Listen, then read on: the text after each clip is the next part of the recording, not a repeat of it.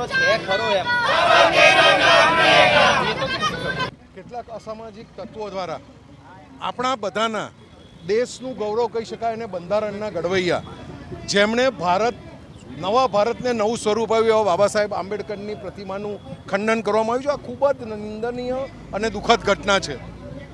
અમે બધા જ આનો સ્પષ્ટ શબ્દોમાં અને સખત શબ્દોમાં વખોડીએ છીએ, વિરોધ કરીએ છીએ.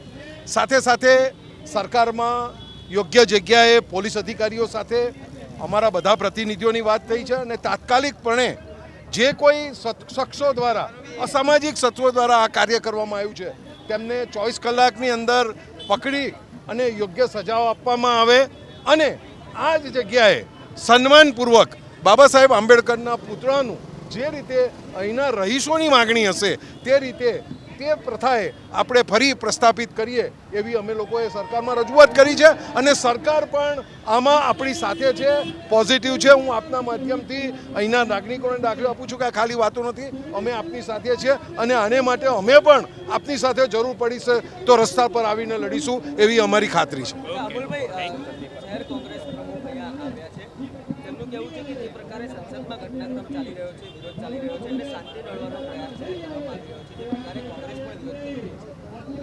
જો આ કોઈ પાર્ટીનો વિષય નથી. બાબા સાહેબ આંબેડકર આપણા બધાના છે, બધા સમાજના છે, બધા પાર્ટીઓના છે. એ લોકોએ જે કંઈ પણ વાત કરી હશે તે ડૉક્ટર બાબા સાહેબ આંબેડકરની તરફેણમાં જ કરી હશે અને આપણે બધાએ ભેગા થઈ, બધી પાર્ટીઓ ભેગા થઈને બાબા સાહેબનું સન્માન જળવાય એવા પ્રયત્નો કરવા જોઈએ. આ સમયની અને આ વખતની એ જ માગ છે એવું માનું છું. જે રીતે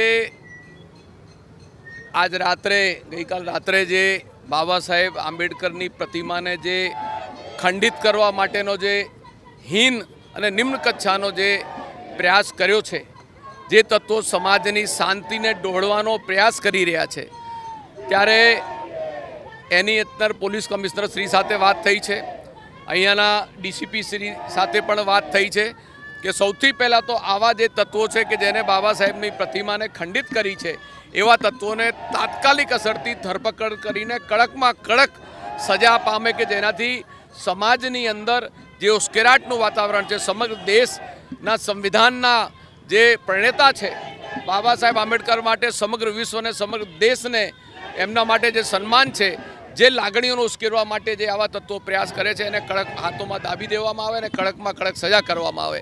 અને બીજી વાત એ છે કે જે આ મૂર્તિ ખંડિત થઈ છે એ મૂર્તિની જગ્યાએ નવી મૂર્તિની પ્રાણ પ્રતિષ્ઠા કરીને તાત્કાલિક અસરથી નવી પ્રતિમાને અહીંયા લગાડવામાં આવે કે જેનાથી જે લાગણીઓ ઉશ્કેરાઈ છે એ લાગણીઓ લોકોની બાબા સાહેબ સાથેની જે રાષ્ટ્ર અને દેશ પ્રેમ છે અને બાબા સાહેબ આ સમાજ અને દેશના એક એવા સંવિધાનના પ્રણેતા છે કે જેને આ દેશનું સંવિધાન આપ્યું અને આ દેશની અંદર આજે 150 કરોડ સમગ્ર વિશ્વ જેના સંવિધાનને નમન કરતો એની મૂર્તિની ફરી પ્રાણ પ્રતિષ્ઠા થાય એવી સ્થાનિકોની માંગણી છે. આવતીકાલે 12 વાગે પોલીસ કમિશનર શ્રી અમને સમય પણ આપ્યો છે. કોંગ્રેસ પક્ષનું એક ડેલિગેશન 12 વાગે કાલે પોલીસ કમિશનર શ્રીને પણ મળશે અને આવા ઘટનાઓ બીજી ના બને. કેટલાક લોકો જે રીતે સંવિધાનની બાબતમાં જે સંસદમાં જે ચર્ચા થઈ અને જે રીતે અપમાનજનક શબ્દો બાબા સાહેબ માટે જે બોલવામાં આવ્યા એના માટે જે લોકોનો આક્રોશ છે એ આક્રોશ જે છે એ આક્રોશની અંદર કેટલાક લોકો શાંત વાતાવરણને ડહોળવાનો પ્રયાસ કરી રહ્યા છે. તો એવા લોકોથી પણ પોલીસ તંત્રને સરકારે સાવધાન રહેવું જોઈએ કે જે લોકોની વચ્ચે શાંતિને સદભાવનું વાતાવરણ છે એ ડહોળાય નહીં અને ક્યાંક આવા તત્વો, કોઈ અસામાજિક તત્વો હોય કે કોઈ પણ એવા તત્વો હોય એના ઉપર સખ્ત કાર્યવાહી કરવામાં આવે એવી કોંગ્રેસ પક્ષની માંગણી છે. લોકોની માંગણી શું છે? અત્યારે આંદોલન વિરોધ ચાલુ રાખશે, પૂરો કરશે કે એફઆઈઆર બાદ હવે એમની શું? એફઆઈઆર પોલીસ કમ્પ્લેન અમારી જે લોકોની માંગણી હતી એમાં પોલીસ કમિશનર શ્રી અને ડીસીપી શ્રી સાથે વાત થઈ. પોલીસે ફરિયાદ, પોલીસ કમ્પ્લેનર બની ગઈ છે, પોલીસે ગુનો દાખલ કરી દીધો છે.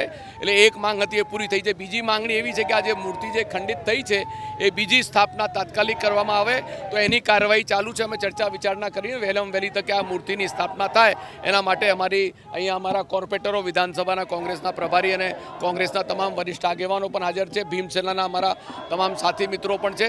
બધા સાથ અને સહયોગથી ચર્ચા વિચારણા કરીને વહેલામાં વહેલી તકે જે બાબા સાહેબની પ્રતિમા જે ખંડિત થઈ છે એને પુનઃસ્થાપના માટેના તમામ કાર્યો કરવામાં આવશે. આ અમારા વિસ્તારમાં જયંતિ વકીલની ચાલી ડૉક્ટર બાબા સાહેબ આંબેડકર વિશ્વ વિભૂતિ ભારત રત્ન પ્રત્યેની જે ભાવના હતી એ લોકોએ સ્વયંભૂ પોતાના ફાળો ઉઘરાવીને બાબા સાહેબની યાદમાં એક સ્ટેચ્યુ બનાવ્યું હતું, જ્યાં 14મી એપ્રિલે ફુલાર કરવામાં આવે.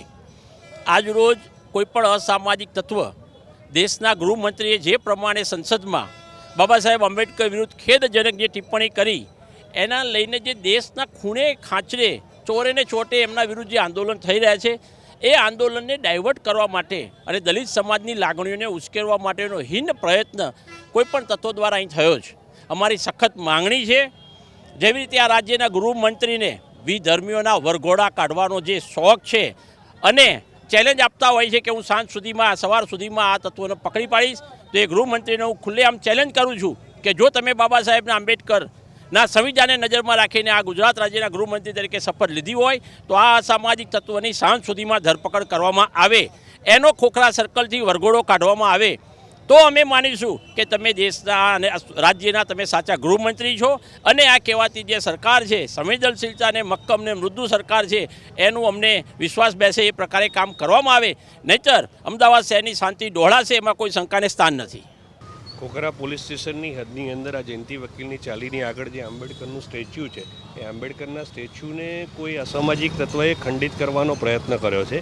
અને એ જે ખંડિત મૂર્તિ થઈ છે, અમારી જાણકારી મુજબ અને સ્થાનિકો સાથે જે ચર્ચા થઈ તે મુજબ રાત્રિના 2 વાગ્યા સુધી તો આ મૂર્તિને કોઈ પણ પ્રકારની ખંડિત નથી થઈ અને 7:30 એમને 2 થી 7:30 વચ્ચેનો આ કોઈ અસામાજિક તત્વે આ કૃત્ય કર્યું છે. અને એની કાયદેસરની જે એફઆરઆઈ અને ફરિયાદ નોંધવાની કામગીરી અત્યારે પોલીસ સ્ટેશન ખાતે ચાલી રહી છે. એટલે થોડી જ વારની અંદર એમની કાયદેસરની પાકી એફઆઈઆર અને ફરિયાદ દાખલ કરી દેવામાં આવશે. અને અત્યારે જે આ કોણ કરી રહ્યું છે એના ડિટેક્શન માટે થઈ અને નજીકના જે સીસીટીવીસ છે, બાજુમાં જે મોબાઈલ શોપ્સને છે કે જ્યાં નજીકની અંદર સીસીટીવીસ આવે, ત્યાં અત્યારે સર્વેલન્સ સ્ટાફ અને અમારા ડિસ્ટાફની બધી ટીમો એ સર્વેલન્સમાં લાગી ગઈ છે. એટલે અમે પ્રયત્ન કરીશું કે વહેલામાં વહેલી તકે આ કોનું કૃત્ય છે એને ડિટેક્ટ કરી અને એને કાયદેસરની કાર્યવાહી કરીને એને સખ્ત પાઠ ભણાવવામાં આવશે. જ્યારે રાત્રે 2 વાગ્યા પછી અહીંયાથી ચાલીના થોડાક લોકો નીકળ્યા, એ પછી સવારે 6 વાગે એમના ધ્યાને આવ્યું કે બાબા સાહેબની જે પ્રતિમા છે તેનું આગળનું નાક અને તેમના ચશ્મા કોઈક અસામાજિક તત્વો દ્વારા તોડવામાં આવ્યા. એ પછી તાત્કાલિક ધોરણે 100 નંબરમાં ફોન કરી આ બાબતની જાણ કરવામાં આવી. પોલીસ દ્વારા અહીંયા તપાસ કરવામાં આવી. પછી ધીરે ધીરે અહીંયા જેમ જેમ સંગઠનોએ જાણ્યું તેમ તેમ એ લોકો અહીંયા એકત્ર થયા.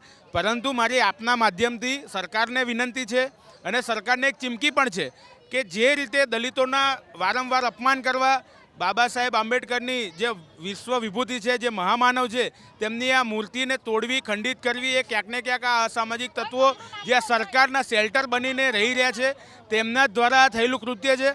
અમારી આપના દ્વારા સ્પષ્ટ માંગણી છે કે આવા જે પણ કૃત્ય કરનાર અસામાજિક તત્વો છે તેમનો વરઘોડો જે પ્રમાણે ગૃહમંત્રીએ કીધું છે કે કોઈ પણ ચમરબંધીને છોડવામાં નહીં આવે, તે પ્રમાણે તેમનો વરઘોડો અહીંયાથી નીકળવો જોઈએ. અને આવનારા 100 વર્ષની અંદર પણ કોઈ પણ અસામાજિક તત્વ આવું કૃત્ય કરતા તેના મગજમાં પણ ના આવે તેવો દાખલો સરકારે બેસાડવો જોઈએ. ગઈકાલે રાત્રે 2 વાગે અસામાજિક તત્વો દ્વારા જે અહીંયા બાબા સાહેબ આંબેડકરની મૂર્તિને ખંડિત કરવામાં આવી છે અને આપણા દેશના બંધારણના ઘડવૈયા અને જે એમનું અપમાન કરવામાં આવ્યું છે, એના સપોર્ટની અંદર કે એમને જે અસામાજિક તત્વો છે એમને જે એમનો જે અસામાજિક તત્વોએ જે અહીંયા કૃત્ય કર્યું છે એની અંદર અમે ન્યાયની માગણી સાથે અહીંયા બેઠા છીએ. અહીંયા અમે અનશન પર અહીંયા બેઠા છે અને જો અમારે ન્યાયને અમને કરવામાં નહીં આવે અને વહેલી તકે જે પણ આ થયું છે ગુનેગારોને પકડવામાં નહીં આવે, કે જે તે અસામાજિક તત્વો છે જેમણે આ ગુનો કર્યો છે એમને સજાની જોગવાઈ કરવામાં નહીં આવે તો આગળ આ અનશન ચાલુ રહેશે. અમે રોડ બંધ આંદોલન પણ કરીશું, રસ્તા પર ઉતરીશું.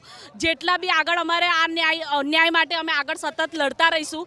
અમને ન્યાય નહીં મળે ત્યાં સુધી અમે બેસીશું નહીં, જંપીશું નહીં. અને અમે જે બાબા સાહેબ આંબેડકરનું જે અપમાન થયું છે એને અમે સહન નહીં કરી શકીએ અને અમે આગળ આ અપમાન સહન કરી નહીં લઈએ. આ જે મારો અવાજ છે એ આપણા દેશના ગૃહમંત્રી અમિત શાહ સુધી પહોંચવો જોઈએ કે અગાઉ જો આપણા ગૃહમંત્રી થઈને આ રીતે બાબા સાહેબ આંબેડકરનું આંબેડકર કરીને અપમાન કરે ત્યારે અસામાજિક તત્વો આવું કરે.